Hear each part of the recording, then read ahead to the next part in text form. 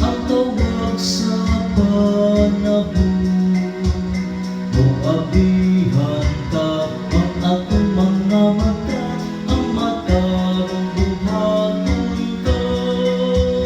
Panahon na sa pagbago, panahon na sa buhing pagtuo, panahon na sa paghihusay, pagkikuri, pagpasaylo.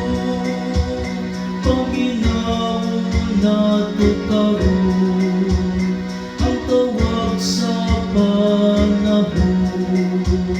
Kung abihan ka ang atong mga mata, ang matarong buhaton ka.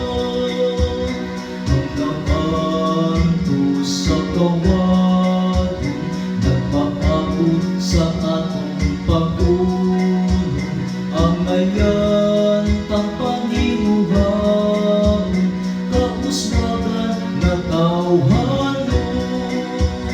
Panginoon nato karon, ang tawag sa panahon.